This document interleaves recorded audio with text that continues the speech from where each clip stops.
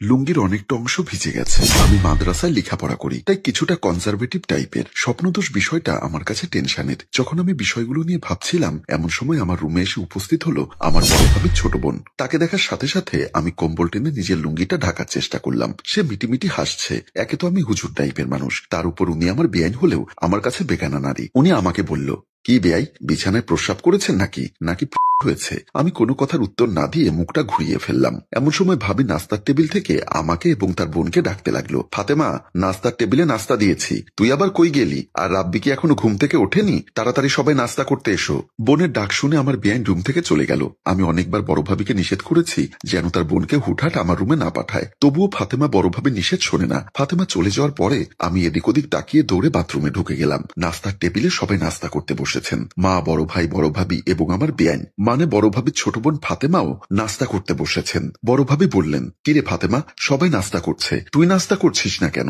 বেআই আসুক, তারপর নাস্তা করব। কথাটি শুনে বড় ভাইয়া একটু আর চোখে তাকালেন। তারপর বললেন, কি ব্যাপার ছোট গিন্নি, আমার ভাইয়ের জন্য দরদ দেখি বেড়ে যাচ্ছে।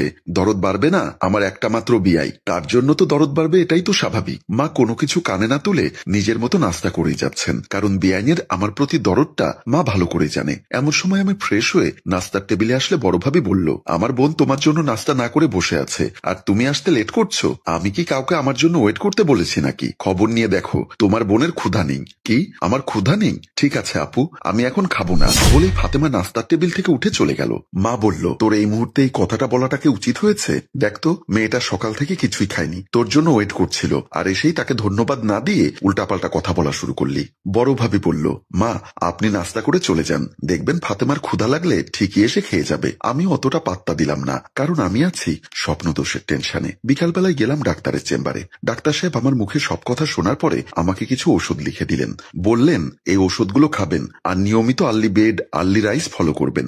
ডাক্তার সাহেবের প্রেসক্রিপশনটা নিয়ে চেম্বার থেকে চলে আসলাম। বাসায় এসে ভাত খাওয়ার পর ভাবিকে বলেছিলাম এক গ্লাস পানি নিয়ে আসতে। ভাবির পরিবর্তে পানিটা নিয়ে আসলো আমার বেআইন ফাতেমা। ফাতেমা একটা মিষ্টি হাসি দিয়ে পানির গ্লাসটা আমার দিকে এগিয়ে দিয়ে বলল, খুব তেষ্টা পেয়েছে বুঝি? আমি কোনো কথার উত্তর দিলাম না। ফাতেমা খেয়াল করলো আমার বিছানায় কিছু ঔষধ, তারপর জিজ্ঞাসা করলো, ওগুলো কিসের ঔষধ? জ্বরের। সে কপালে হাত দিয়ে বলল, কই, শরীর তো সাপের মতো ঠান্ডা, কারো অনুমতি না নিয়ে শরীর টাচ করা এক ধরনের অভদ্রতা। এটা শোনার পর বেআইন মনে হয় মনে কিছুটা কষ্ট পেয়েছেন। তার হাসি মুখটা হঠাৎ করে মলিন হয়ে গেল। পানির গ্লাসটা পাশে রেখে উনি চলে গেলেন। আমার মনে হয় এতটা শক্ত করে বলাটা উচিত হয়নি। আমি আছি আমার স্বপ্নদোষের টেনশন নিয়ে। এখানে বেআইন এগুলো কিছু ভালো লাগছে না। আমি ওষুধ খেয়ে নিলাম। তারপর ডাক্তারের কথা মতো তাড়াতাড়ি ঘুমানোর চেষ্টা করলাম। পরদিন সকালবেলা যখন আমার ঘুম ভাঙে, তখন শুরুতে চোখ যায় দরজার দিকে। দেখলাম দরজার ফাঁকা দিয়ে আমার দিকে তাকিয়ে মিটিমিটি হাসছে আমার বেআইন ফাতেমা। প্রথমে মনে করেছিলাম আমার দেখার ভুল, ভালো করে চোখ কচলিয়ে দেখলাম ভুল নয়। ফাতেমা আমার দিকে তাকিয়েছিল।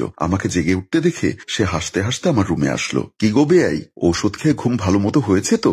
বিষয়টা আমার কাছে অবাক লাগলো। আমি যে ওষুধ খেয়েছি ফাতেমা কিভাবে জানে? হয়তোবা কাল পানি দিতে এসে খেয়াল করেছে। আমি আবার রেগে মেগে বললাম, আমার ঘুম ঠিক মতো হয়েছে কি হয়নি সেটা আমার ব্যাপার, আপনি কেন বারবার এগুলোর খবর নেন? অতটা উত্তেজিত হবেন না, বলে আমার গায়ের উপর থেকে কম্বলটা টান দিতেই সে আমার লুঙ্গির দিকে তাকিয়ে হা করে আছে। সাথে সাথে আমিও লুঙ্গির দিকে তাকিয়ে ভীষণ লজ্জা পেলাম। আজকেও স্বপ্নদোষ হয়েছে। ফাতেমা লজ্জা পেয়ে চলে গেল। আমি মনে মনে ডাক্তারকে বকতে লাগলাম, কি ঔষধ দিয়েছে, এখনো রোগ সারছে না। আজ বিয়ানের সামনে আমার মান সম্মানটাই গেল। পরে মনে মনে সিদ্ধান্ত নিলাম, আমার কি কোথাও কোনো ভুল হচ্ছে? শুনেছি বয়সন্ধিকালে স্বপ্নদোষ হয় শয়তানের প্ররোচনায়, তাই ভাবলাম ডাক্তারের কাছে গিয়ে লাভ নেই, এবার একটা হুজুরের কাছে গিয়ে দেখি। হুজুরের ওসিলায় যদি কোনোভাবে এই রোগ থেকে শেফা পাওয়া যায়। বিকালবেলা আসরের নামাজের পর হুজুরের রুমে গেলাম। শুনেছি হুজুরের পানি পড়া ঝাড়ফুঁক নাকি খুবই ভালো। হুজুর আমাকে দেখে বললেন, কি ব্যাপার রাব্বি, ইদানিং নামাজ পড়া ছেড়ে দিয়েছো নাকি? না হুজুর, আসলে পড়ালেখার ব্যস্ততায় মসজিদে আসা হয় না, বাসায় নামাজ কায়েম করি। দেখো রাব্বি, বাসায় নামাজ পড়লে সওয়াব আছে, তার চেয়ে বেশি সওয়াব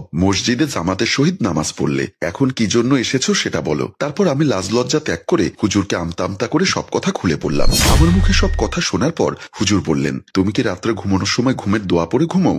না হুজুর, এখানেই তো সমস্যা। ঘুমের দোয়া পড়ে না ঘুমলে শয়তান তোমার ঘুমের মধ্যে তোমাকে নানাভাবে প্ররোচিত করবে, আর এই সমস্ত অযাচিত কাজগুলো হবে। আজ থেকে ঘুমানোর আগে ঘুমের দোয়া পড়ে ঘুমাবে। রাতে ঘুমোতে এসে খাটে বসে হুজুরের কথা মতো ঘুমের দোয়া পড়তে লাগলাম।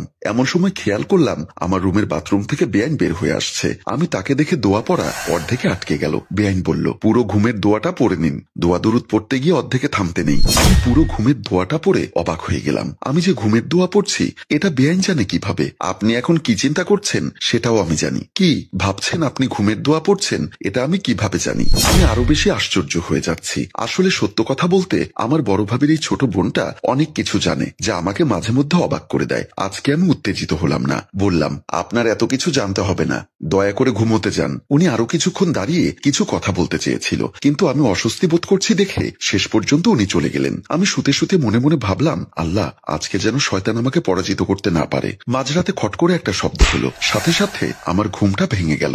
আবছা আলো আধারিতে দরজা খোলার শব্দ পেলাম। আমি তবুও ঘুমের ভান করে শুয়ে রইলাম। অন্ধকারের ভেতর কে যেন গুটি গুটি পায়ে আমার বিছানার দিকে আসছে। কিছুটা ভয়, কিছুটা সংকোচ আমার ভেতর কাজ করতে লাগলো। তবুও মনের ভেতর সাহস আছে। আমি তো ঘুমের দোয়া পড়েছি, যত বড় শয়তান কিংবা অপশক্তি হোক এই দোয়ার উসিলায় আমাকে কিছুই করতে পারবে না, যতই মনে সাহস থাকুক। তবুও আমার হাত পা ঠান্ডা হয়ে আসতে লাগলো। এরই মাঝে হঠাৎ কারেন্টটা চলে গেল, বৈদ্যুতিক পাখা থেমে গেল। আমি খেয়াল করলাম আমার বিছানার পাশের জানালাতে মেছো পেঁচা এসে পায়ের নখে আঁচড় দিচ্ছে। হালকা বাতাসে বাথরুমের দরজাটা খোলা বাঁধা করছে। আমি তবুও বিছানার সাথে শক্ত হয়ে লেগে আছি। অন্ধকারের সেই মানুষটি এতক্ষণে আরো বেশি আমার নিকটে চলে এসেছে। হ্যালো ভিউয়ার্স, আপনারা যা ভাবছেন তা নয়, কিন্তু অন্ধকারের সেই মানুষটি আসলেই কি মানুষ নাকি কোনো প্রেতাত্মা তা জানতে হলে দ্বিতীয় পর্বের জন্য কমেন্ট করে জানাতে হবে।